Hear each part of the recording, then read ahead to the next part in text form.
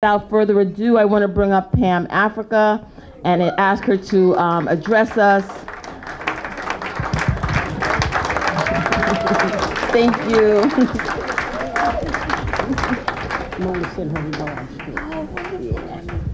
On the move, family.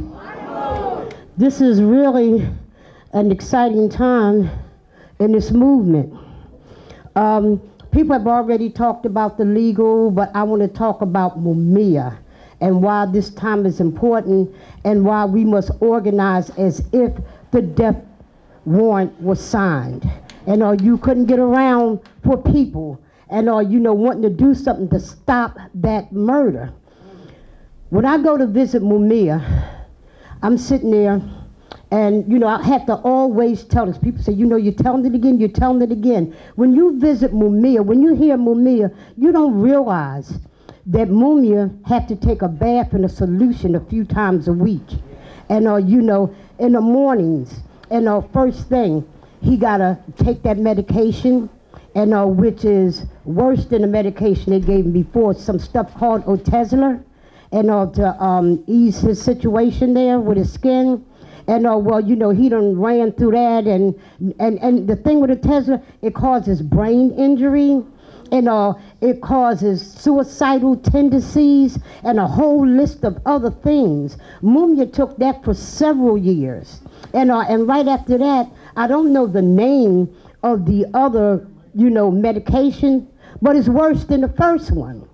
When you go to visit Mumia 4 times a day, and sometimes more than that at night, and he had to rub himself down with Vaseline from head to toe, and he had to cover every crack in his body. When we're visiting Mumia, majority of the time, fall asleep. And why? Because he haven't slept all night because of the itch. Mumia has been itching for over 5 years now. When we first, 6 years. 6 years. And I'm saying something far more powerful than the devil itself is what got Mumia alive and living today.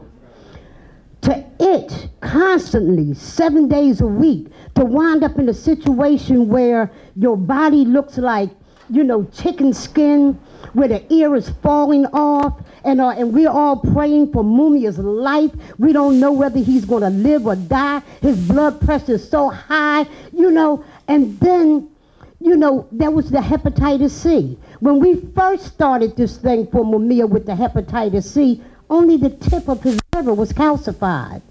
But a 2-year battle, a battle again that people said would never be won. And I'm talking about this movement and the power of this movement. I want to say it again, and I want to emphasize the power of this movement. Because if it was left up to them, Mumia would have been dead a long time ago. When they couldn't kill him on death row, when they couldn't murder him in the streets, when they couldn't murder him in the hospital, on death row, people were saying, you'll never get him out. You'll never get him out, but we did. We brought him from death row to slow death row, where they definitely, before everybody's eyes, even the judge in Scranton, talked about the attempted murder of Mumia and the conspiracy he talked about. And he didn't just talk, it was on record, okay? And when we get him to the point that he's out, Mumia said when they came to tell him that he got the medicine for hepatitis C, they then told him, oh, you got cirrhosis of the liver. That fucked Mumia up. And cirrhosis of the liver. And and then most people thought that when he got the medication, well, he's okay. The lack of them giving, we talking about a clear-cut, open conspiracy to commit murder. Where all the players is not somebody we don't know. And they were all put out from the prison part, right before everybody. It's documented what they did. Movie should have been released then. And then, with the cirrhosis, he had all these horrible effects. He had the opportunity to get out of jail now. And you know, we got to stop playing these word games with these motherfuckers acting as if we don't have evidence, as if it's not there before you. What other case you have the judge in Scranton exposed the conspiracy and gave him a slap on the wrist? He should have locked the motherfuckers up. Excuse me, but I'm not one of those calm speakers. And you know, they should have locked them up. Then a conspiracy to commit murder. And then right after that, we go into this whole thing right now, where we're at now. The hiding of evidence is nothing new, and they've been doing it all the time. In the very beginning, the bullet, they lost the parts of the bullet. The case should have been over then. And here we go all the way up right now. The judge gave an appeal because evidence was missing. Here we come up with 6 boxes. 6 boxes. That's 4. 2 bigger than that. I mean, 2 more than that. That we know of. What we do know is that there's a whole lot of other boxes that's missing. Judicially, we ain't asking these people to do us no favor. It's around the world, and people are speaking about the lawyers in Philadelphia is like Judge Tucker and the right-wing black Republican judge gave Mumia an appeal. Let me tell you how it feels in Philadelphia.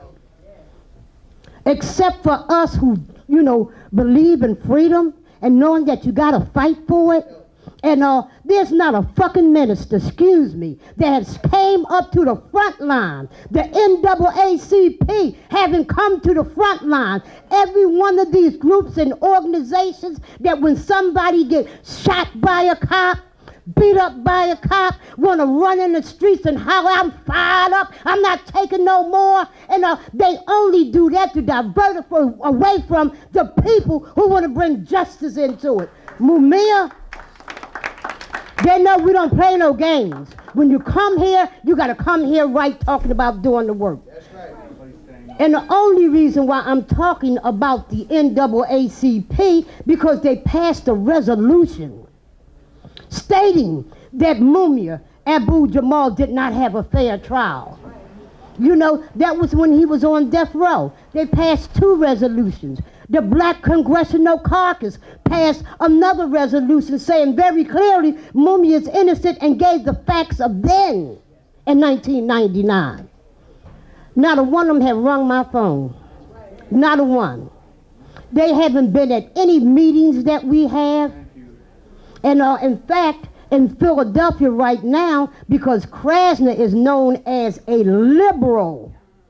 I don't know the word liberal, how it fit in with him and the situation with Mumia, and because it don't fit, and he is treating Mumia the exact same way that his predecessors have treated him.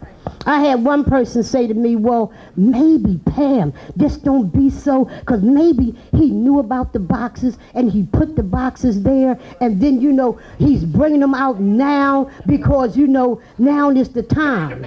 I said, if that's true, I'd like to punch that motherfucker in his face.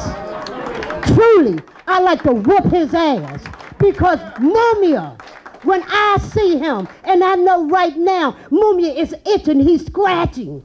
He's aching, he's paining, but he loved the people so much, he continued. He wants us to feel good. He don't want us to know. But I want you to know, they're killing Mumia. This man could put an end to it. And in fact, it ain't in his hands, it's in our hands. What are we going to do? And that's why we're here tonight, because we want to revitalize. We want to pull those babies in here that are now grown men and women that can go to the front line and shake this motherfucker up. These people are in the conspiracy to commit murder. And they want us to sit there, weary with theory, trying to figure out, well, you know, maybe he's this and maybe he's that. It is what the hell it is. And he could have avoided this whole thing by doing the right thing. And now that the appeal is in and he got to deal with it, the following day they find the boxes. You know, none of them has made a real move. You know, the judge didn't know till a few days later. Mumia just finding out, you know, that this stuff is, about the appeals. He heard something on the radio. So I'm saying it's work that got to be done all the way around here. Our job is to be on every radio station that there is. And white people should be on white radio stations, constantly kicking this information out. You know, black people should be on every black radio show that there is and talking about it. And Brown, you know, the whole thing, we need to be in our churches, in our communities, on our subways, and letting them know what is going on now. Because every minute, every second, Mumia is closer to death. His body, he's not getting nothing for cirrhosis of the liver. He needs a good diet. Mumia need to be out here where he can be taken care of. The example is Lynn Stewart. They gave Lynn Stewart a certain amount of time to live, but she outlived it because of the love of the people. They didn't have the money to get what was necessary and to take care of her, but the people did. We got all that she needed, and this is what Mumia need. They know the longer they keep them in there, the worse it gets. We got to work like we've never worked before. We got to turn over. People say, don't rock the boat, kick that over. You know, and if stay in the boat, let that sinking suckers, you know, we swim it. And the worst thing that, you know, people can believe is that we're not winners. We are winners. Mumia's alive today. See, these people would have beat you down in time. And because if that was the way that we wanted to go, Mumia, we wouldn't be here right now. We're here because we stayed consistent and persistent. When there's a little bit of number or a large bit of number, we acted like we had the truth, and this is what's beaten at the door frame of these people. We won. They don't want you to understand that we won. Every newspaper, whether it's a church paper, because this here, right here, those who believe in God, those who believe in the answers, those who believe that something is carrying this thing on other than them. That's right. No, that's right. You know, they brought presidents in, they brought governors in, they even dug up old filthy stinking behind, what's that man, oh God, I can't even think of the filthy sucker's name. Which one? On radio. Howard Stern. And to talk his audience into it. But we're beating them down. We beat them down then with all they called for. You know, and for the people here in this audience, new that's coming on, and this is a part of history. A young sister was supposed to come with me, my sister Linda, her granddaughter's birthday. And she was going to come. I said, yeah, bring her and have her be a part of this history right here. This is a history that is so phenomenal. Oh my God, the ancestors is bringing it on. How the hell do you think those boxes appeared? I don't give a darn whether, and I don't believe it, that, you know, the top DA and who tell people to do what they do for them. And if he wanted to get a chair out the closet, he had somebody to say, could you go in the closet and get a chair for me? Could you move those tables for me? It's about 15 or 20 chairs. Can you bring them in here? Can you put that desk right here? He don't get up and do that. He don't get up and do it. But I don't care which way it came from. And I'm not weary with no damn theory. The fact is they're there. They're there. How the hell they got there, I don't know. It'll all come out in the wash. It's all because they're going to have to answer some questions about that.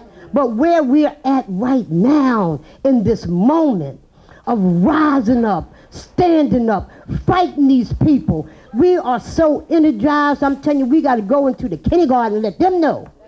Let them know. You want history? You want to find out what our people is about? You want to find out what your grandparents, because a lot of these great-grandparents, I'm a great-grandparent. I was a mother. I didn't have no grand anything to me, but a great-grandmother. Still in this front line, the history that I got to bring my kids into. And I can tell them about people in this room that we've been on this road together and how we're pulling more people in. And we did what these motherfuckers said we will never be able to do. And that's bring Mumia home. We're bringing him home. We're bringing Mumia home.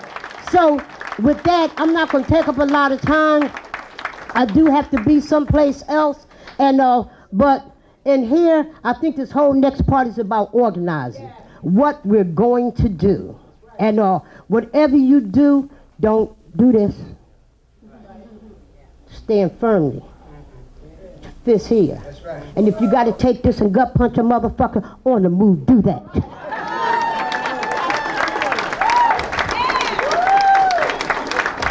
Excuse me, and thank the campaign to bring Mumia home, Sister Spencer, and everybody who pulled this together. On the move.